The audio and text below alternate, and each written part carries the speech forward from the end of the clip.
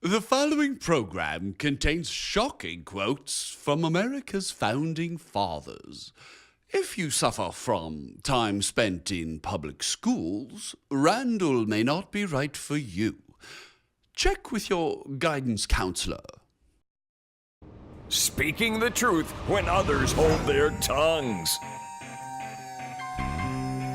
Wrestling for justice with left-wingers and crocodiles. Resisting the temptation to keep the peace at any price. The man who creates social tension just by walking into the room, Randall Terry.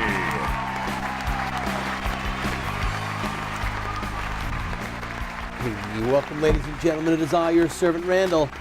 Sometimes you feel like a nut.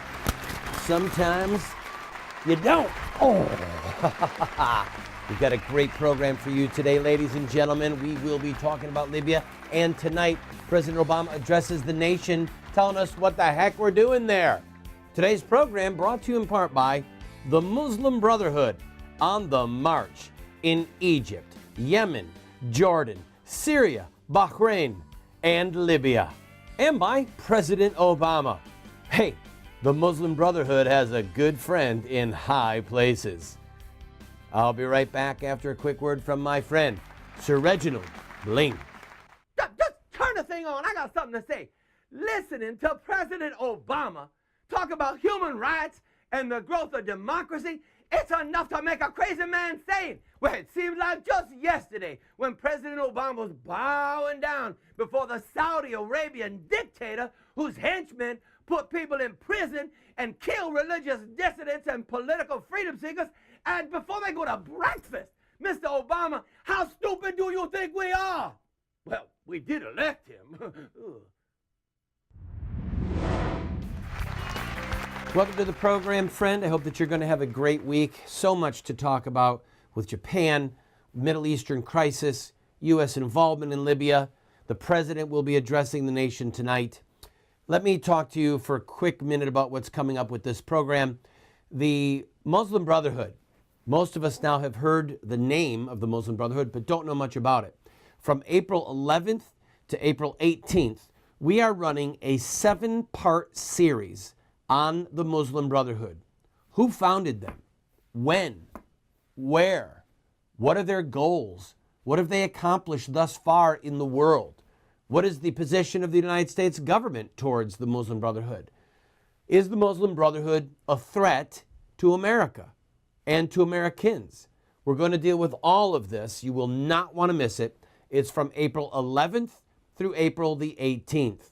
And then, starting sometime in May, we are doing a 1-month series called Taking Back the Gates. Basically, this will be a boot camp for the culture wars.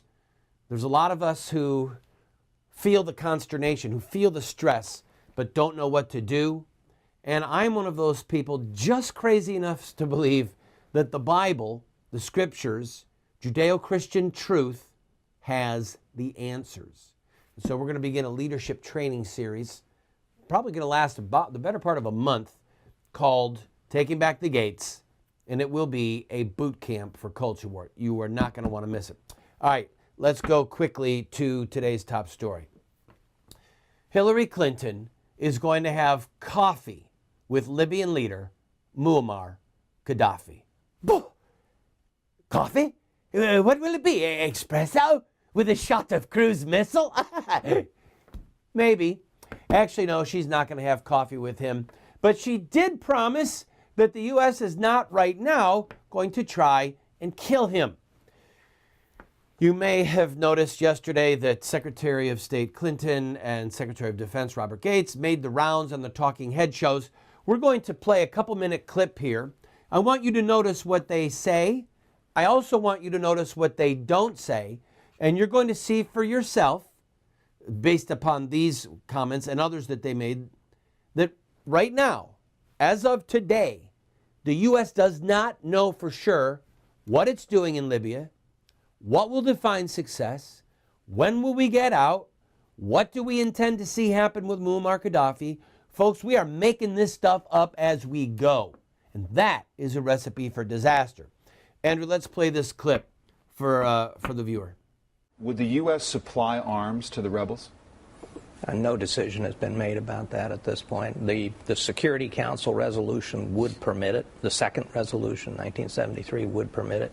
But no decisions have been made by our government about that. But does this administration want to see the rebels prevail and overtake Gaddafi? I think the president's policy is that it's time for Gaddafi to go.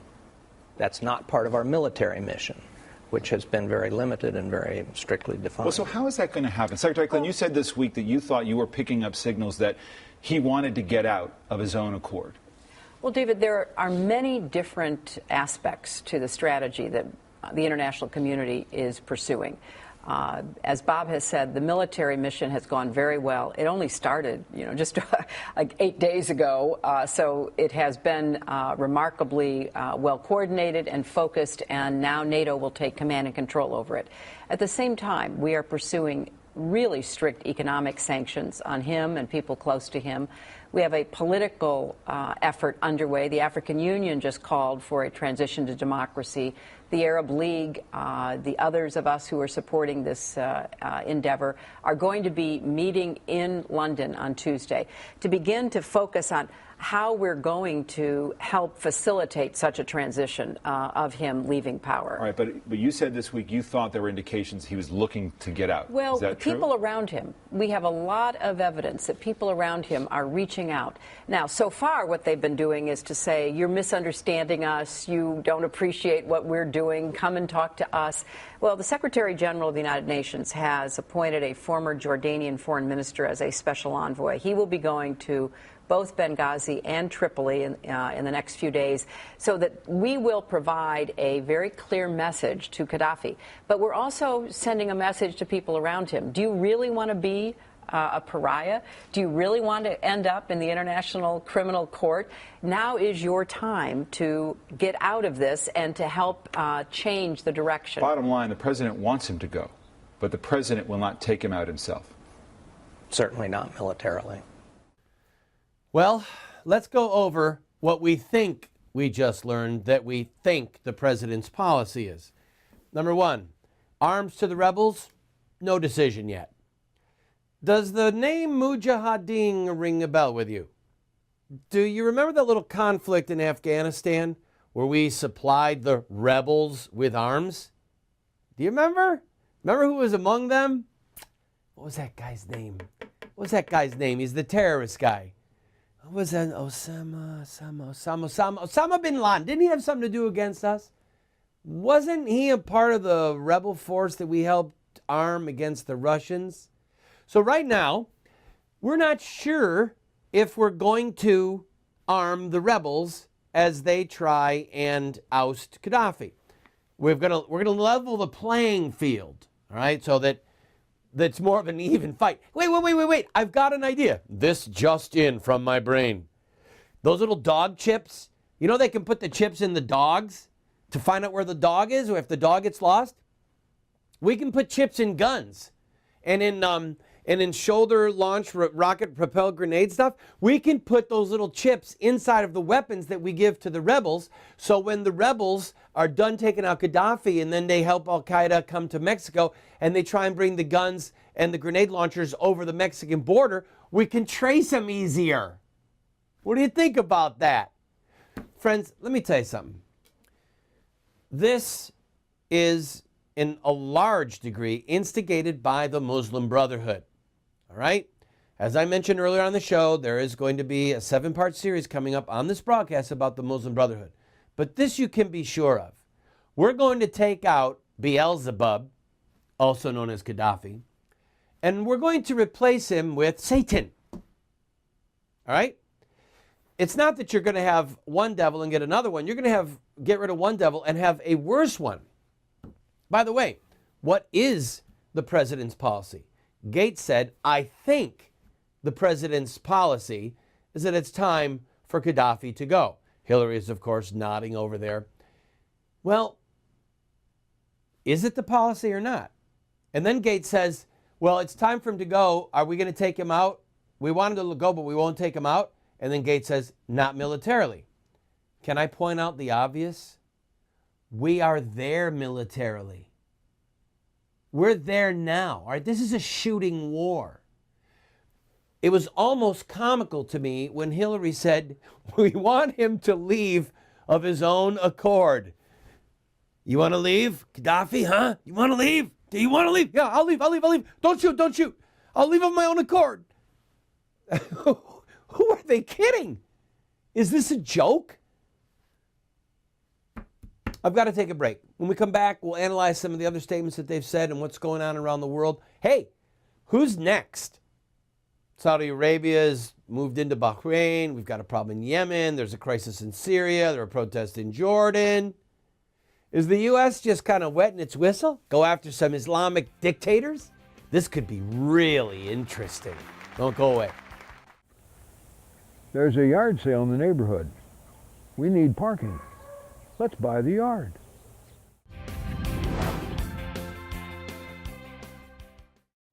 Moments with Moses. You shall be a horror to all the kingdoms of the earth. Welcome back to the program, friend. Hillary Clinton was also asked over the weekend if the U.S. has any plans to go into Syria. Well, right now there are dozens dead in Syria as the government there has sought to suppress rioting and calls for a democratic government. In Bahrain, that little squabble was put down by Saudi Arabian forces, okay? Saudi forces have invaded another country to put down protests there. Where is this going to end?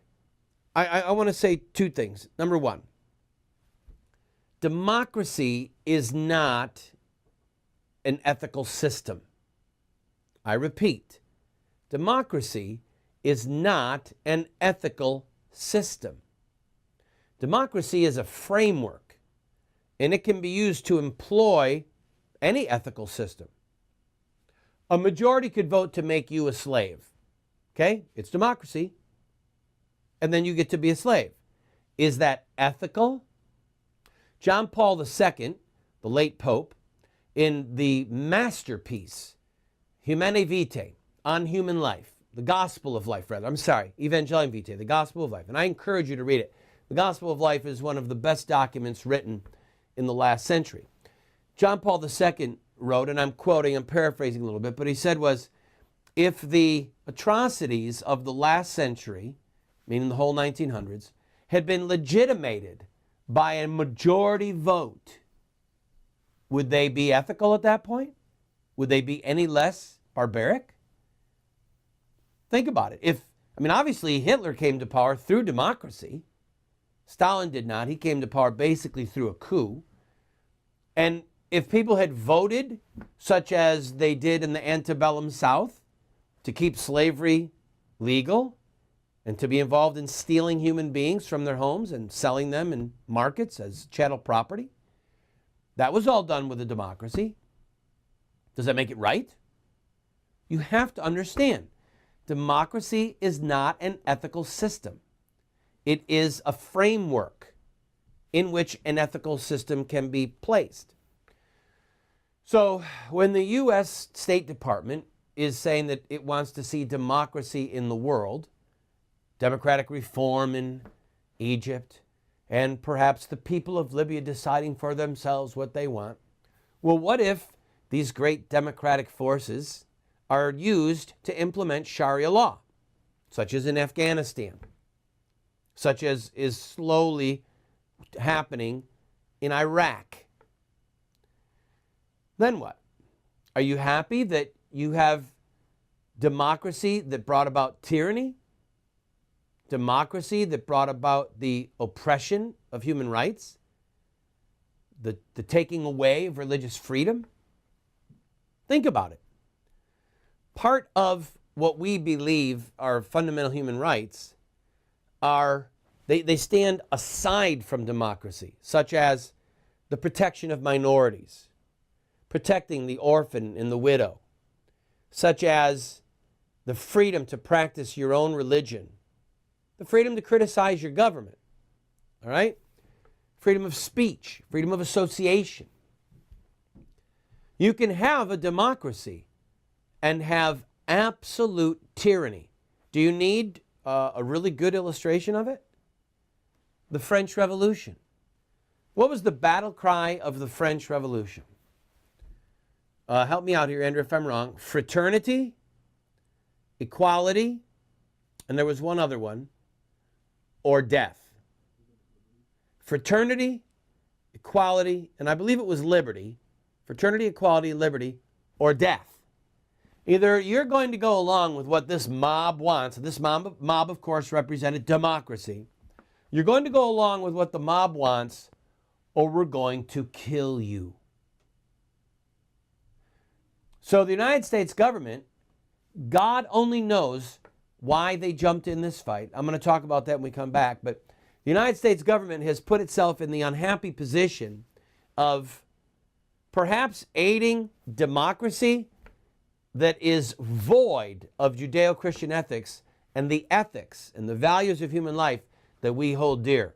We might be removing one tyrant to replace it with a horrible another one. I'll be right back. That was great grammar. That was awesome grammar. Wow. Don't go away. Ladies and gentlemen, Nancy Pelosi and Terry Reid want to invite you to a party in town.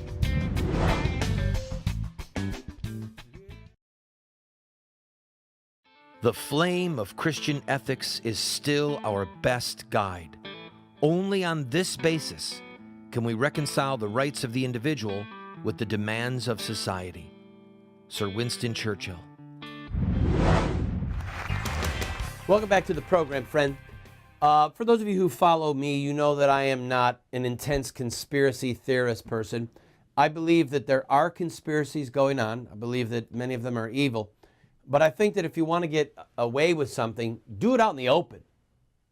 Do it out in the open. It's not the conspiracy behind closed doors that we should be so worried about. It's the one that's happening right in front of us, okay? What would possess Barack Hussein Obama to help in Libya at this time? Think about it. Well, here's a thought. I didn't read this anywhere, coming up with it on my own. Maybe he's trying to help the Muslim Brotherhood. The State Department has not condemned the Muslim Brotherhood. The State Department has gone out of its way to say that it's a pretty good group of people. A lot of doctors, lawyers, professionals in there. Men who just want to be free, want to bring about reform and help people with social services and with education, etc. Ignoring the origins, the history, the philosophy, the theology of the Muslim Brotherhood. Now, the Muslim Brotherhood has, at points, really criticized Obama, and then at other points been fairly happy with him. Well, the Muslim Brotherhood is behind its ideology, its operatives, its covert and overt cell members. They're behind, to some degree, we don't know how much, 80%, 50%, we don't know, but they're behind what's happening in Libya, all right? This was the next domino right after Egypt. And the theological leader of the Muslim Brotherhood called for Gaddafi to be assassinated. So there's a direct link. Maybe President Obama is trying to ingratiate himself with the Muslim Brotherhood, because the Muslim Brotherhood has everything to gain by Gaddafi going down and nothing to lose. And one other thing I want to say before I take a quick break. Gaddafi agreed to participate with the U.S., submitted to what we wanted. Libya was taken off of the terrorist list. Syria is still on the terrorist list.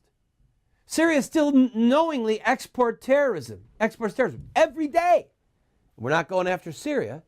So what am I missing here? Maybe Obama is trying to help the Muslim Brotherhood. I'll be right back.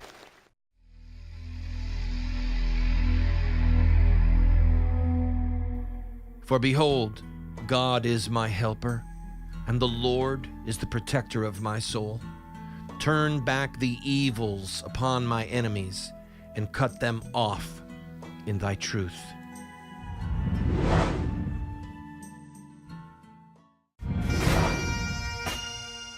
Samuel Adams said, "He who is void of virtuous attachments in private life is, or very soon will be, void of all regard for his country. There is seldom an instance of a man guilty of betraying his country who had not before lost the feeling of moral obligations in his private connections.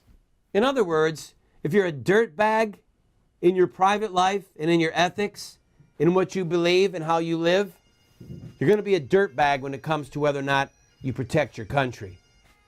We are in trouble, friends, when you look at our current leaders. We're in big trouble.